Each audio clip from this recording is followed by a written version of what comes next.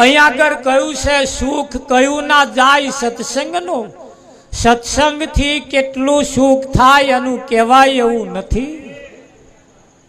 આઠે અંગે શીતળતા થાય. ભક્તિનો 8 અંગ કયો છે? અને સત્સંગમાં આવવાથી, જવાથી, ઉઠવાથી, બેસવાથી, સત્સંગની અંદર રહેવાથી 8 અંગે શીતળતા થાય. એ કોઈ માન પુરુષની પાસે આપણે જ્યારે જઈએ, કોઈ સંતની પાસે જ્યારે જઈએ ત્યારે 8 અંગ કયો કયો એ પૂછી લેવાનો.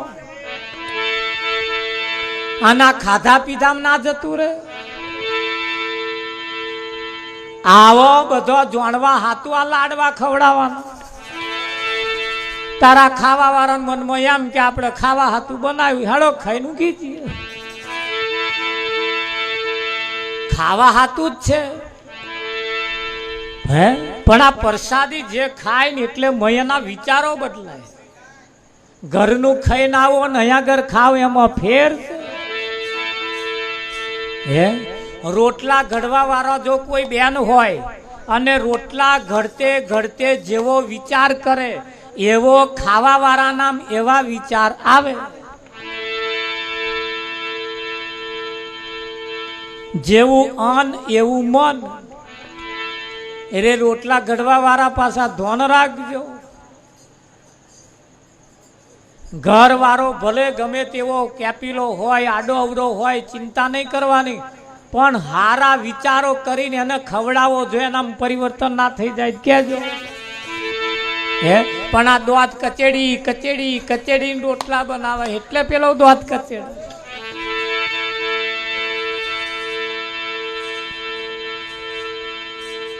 હે.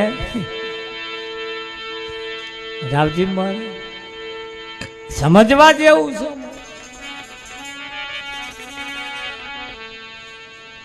સત્યનારાયણના કથાની અંદર મીઠાશ હોય છે અને બનાવવા વાળા જે છે ને એવા વિચારો કરી કરીને જ્યારે બનાવે છે ને ત્યારે એમનામાં મીઠાશ આવે છે. આવે કે ના આવે?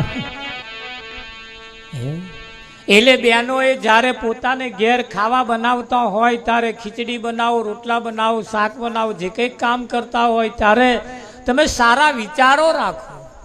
સારા વિચારો રાખો ને તો ખાનાર નામ સારા વિચારો આવે. હે, આ ખવડાવવાનું કેમ હતું તમને બધાને ખબર? ખાવા વાળો જેને ઘેર ખાધું હોય ને એનો ગુણ ના ભૂલે. મેં એના ઘરનું ખાધું છે એમ કરીને એવું એનું બલિદાન આપ્યું. હા, આ હગાઈઓ કરવા જાય ને એટલે ખવડાવવા વાળા હે ને હગાઈ કરાવવા વાળા ઉતાવળ કરે. દાળ તો મેલી જ દીધી હોય. હા રાવજી, જો જમીન જાય તો સમજવું પાક્કું, અને જો ખાધા વગર નાઠા તો અધ કચરો. એટલે હગાઈઓ કરાવવા વાળા હે ને એવું કરે, પેલો ખાઈને જાય એવું કરો. પેલા આઘા પાછા થતા હોય ને તો એ હાગડી કે હવે જો આપણે ખાધું એટલે કરવું બેહવું દેવું નહીં, પણ સમય છે ને ટાઈમ છે.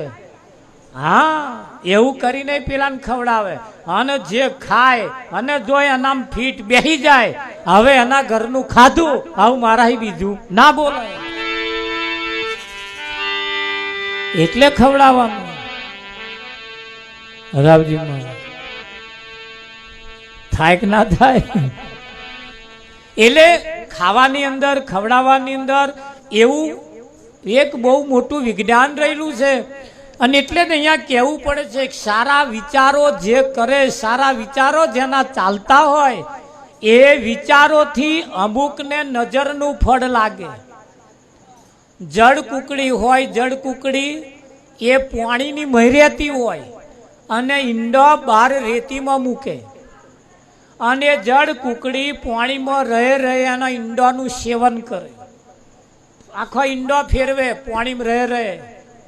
કાચબી હોય, કાચબી રે પાણીમાં, એનો ઈંડો આઘો છેટો મૂકે, ખાડો કરીને દબાઈ દે અને એ કાચબી પાણીમાં રહે એના ઈંડાનું ધ્યાન રાખે. રાખે કે ના રાખે? હા, તમે જોજો, આપણે બહારગામ જતા હોય એટલે એકલા જતા હોય એટલે આપણા ઘરવાળો અમુક ધ્યાન દોરાવે આપણું. એવું જો બસમાં બેસતો ઠેલી ભૂલી ના જતા, તમે પાછા ભૂલકણી આવશો. આવું તાક કાઢજો, શું શું કહેતા હશે. આ તો મને કહે એટલે હું કહું છું. આ તો અનુભવ થાય તાર તમને હું કહું ને. અને મને અનુભવ કરાવવા હતું એવા ક્યાં છે? મેં ગુરુ કરેલા છે. વિઠ્ઠલ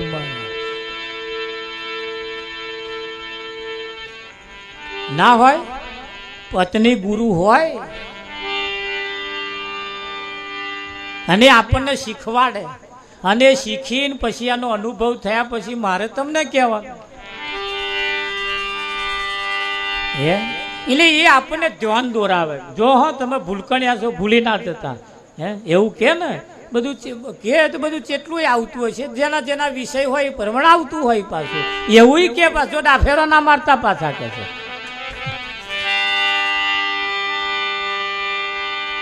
મને કહે એટલે કહું છું. આ તો મારો ચોપડો ઉકેલવો પડે ને. એટલે તમારે છેડા જો અડતા હોય તો અડા લેવાના વાત કરે. પણ એમ કે એ ધ્યાન દોરાવે. કેવું કરે? આપણે ધ્યાન દોરાવે. અને ધ્યાન દોરાવે અહીંયા આગળ પણ એક બાબત, એક નજરનું ફળ લાગે. નજરનું ફળ લાગે. કોઈ પણ વસ્તુ તમારે સાધવી હોય તો એને વારંવાર એના ઉપર નજર નાખો. એટલે દુકાનદારો શું કરે? હાડીઓ વેચવા વાળા હારી હાડીઓ બહાર રાખે, આમ લબડતી બહાર જ મૂકી રાખે. એટલે જે બેનની નજર હાડી ઉપર પડે અને એ નજરથી જો એમને ગમી જાય તો 1000 રૂપિયાનું પટોરું 2000 રૂપિયા કે તોય એ લાવે. કેમ કે દુકાનવાળાને આ બધાના નિયમ હોય, આ બધાને શીખવાડેલું હોય ધંધો કરવા વાળાએ. અને હું તમને ધંધો કરવો હોય શીખવાડું. જો દિખતા હે વો બિકતા હે, જો દિખતા હે વો બિકતા હે. હા, સરપંચ ને પછી વખત જીતવા હાથું દેવા અહીંયા આવે છે. દિખતા હે વો બિકતા હે. એ ના આવે તો પછી ઘેર ખૂણામાં બેસી રહે તો પછી એમને જીતાડીને શું કરવાનું? ફરે એ ચરે ભાઈ, ખરું કે નહીં? એ જે ભાવથી આવતા છે એ ભાવથી પણ આવવું જોઈએ. આવવાથી આપણને એમ લાગે માણસની માણસાઈ એના આવવા ઉપરથી, ચાલ ચલગત ઉપરથી ખબર પડે કે ના પડે. એટલે જો દિખતા હે વો બિકતા હે. એટલે સરપંચ હું તો કોઈ દુશ્મન હોય તોય જજો એને તો બેહાણામાં મારો મોટું ઓટો મારી આવજો. દિખતા હે વો બિકતા હે.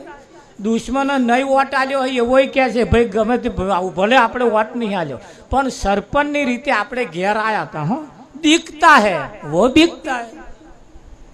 એટલે ધંધો કરવા વાળા પણ આવું બહાર પડે કો વેચવા વાળા બહાર લટકાવે નહીં લટકાવતા.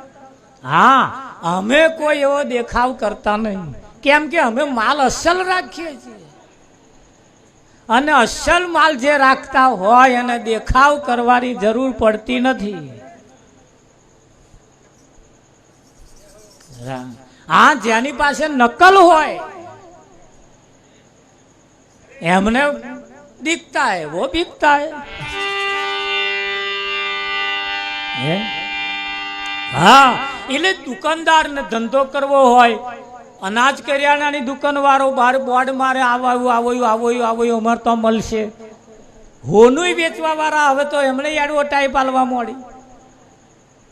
24 કેરેટ આ ભાવ ને 60 કેરેટ આ ભાવ ને એ બધા કેરેટ આ ભાવ લઈ જાઓ, હમણાં ભાવ ઓછા થયા એવું કે મારે. અને જઈએ ત્યાં ખબર પડે કે આનો કેટલો ભાવ છે. હવે આપણને 18 કેરેટમાં 24 કેરેટમાં 22 કેરેટમાં ખબર ના પડે. એ 18 કેરેટનું મારા બેટા 24 કેરેટ કઈ ના લે. એટલે આપણે તો લઈને જ આવવાનું ને. આપણે કેરેટને ઓળખતા નહીં કે કોને કેરેટ કેવું. તમારું કેરેટ છે, હો, સરપંચનું કેરેટ હોય, ગામ પંચાયતના સભ્યનું કેરેટ હોય, ભજનમાં આવવા વાળાનું કેરેટ હોય. આ અહીં બેઠા છે એમનું આજે કેરેટ થાય. હા અહીં બેઠા છે વયા કાલ ગોમની ભાગોર જઈને પગ મચેડતા મચેડતા હેડે તો કોઈ કે આવું કરવા ભજનમ જાવ છો? આ કેરેટ તો તમારો હારો નહીં કે ના કે? હા એટલે કેરેટ એ સારું જોઈએ, એટલે લાયકાત સારી જોઈએ, આપણી ખ્યાતિ સારી જોઈએ, અને સારી જો હશે તો ગમે તારે માલ તમારો વેચાશે. વેચાય કે ના વેચાય? હા સારી દુકાનદાર હોય ને તો એને ખોરે ખોરે ગલીએ ગલીએ હેડી હેડી સોનું આથે હોય તોય લોકો જાય છે કે નહીં જતા? હા પણ અગર એક બાબતની વાત સંતોએ બહુ ચોખવટ ભરીને આપણને સમજાવ્યું છે. રાવજી બહુ ચોખવટ ભરી વાત કરી છે. એમને જે વાતો કરી છે વાતો સાચી અને 100% કરી છે. એટલે સભામાં જ્યારે બેઠા હોય ત્યારે વ્યવસ્થિત બેસવું, એના નિયમ લાગે. આ સત્સંગનો મહિમા કેવો છે એટલે કહ્યું, હે આઠે અંગે શીતળતા થાય સુખ કયું ના જાય સત્સંગનું રે.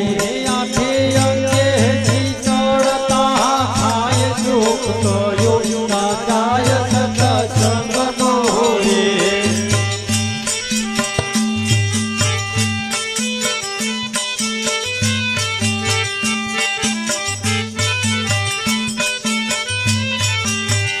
સુખ ઇન્દ્રના લોકથી અધિક છે રે.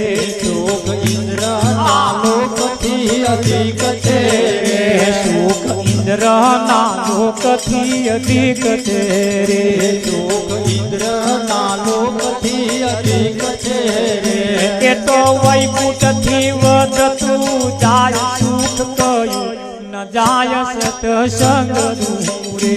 એ તો વૈકુંઠથી વધતો જાય સુખ કયું ના જાય સત્સંગનો રે. એ તો વૈકુંઠથી વધતું જાય સુખ કયું ન જાય સત્સંગનું રે. એ તો વૈકુંઠથી વધતો જાય સુખ કયું ના જાય સત્સંગનો રે. સુખ ઇન્દ્રના લોકથી અધિક છે. ઇન્દ્રના લોક એટલે ઇન્દ્રિયોનું સુખ. શેનું સુખ? ઇન્દ્રિયોનું સુખ. ઇન્દ્રિયોના સુખ કરતા પણ સત્સંગનું સુખ અધિક. સંતના દર્શનનું ફળ પણ એટલું અધિક છે. એ તો વૈકુંઠથી વધતું જાય. શેનાથી વધતું જાય વિઠ્ઠલ મહારાજ? ઇન્દ્રના લોકથી અધિક છે. એ તો વૈકુંઠ ઇન્દ્રિયોના સુખ કરતોય સુખ એટલું મોટું છે, મહાન છે. સારું સાંભળવું, સારું જોવું, સારું બોલવું, સારું ઊંઘવું, સારું ખાવું, સારું પીવું, એના કરતા પણ સત્સંગનું સુખ એથી વિશેષ. વિશેષ ખરું કે નહીં? પણ આ જગતની અંદર ડોક્ટર એમ કે જાઓ સારું થઈ જશે એટલે આપણને વિશ્વાસ બેસી જાય કે ડોક્ટરે કહ્યું એટલે સારું થઈ જશે. હે હા પેલા એમ કહ્યું જાઓ બધું નડતર નીકળી ગયું એટલે આપણને આવું સાંભળીએ એટલે આનંદ થાય, આપણને સુખ થાય. પણ આ બધા સુખ કરતા સત્સંગનું સુખ અધિક. અરે સુખ બ્રહ્માના લોકથી અધિક છે રે. સુખ બ્રહ્માના લોકથી અધિક છે રે.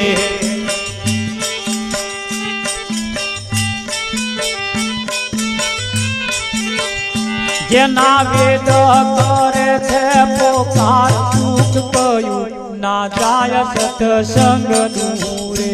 જેના વેદ કરે છે પોકાર સુખ કયું ન જાય સત્સંગનું રે.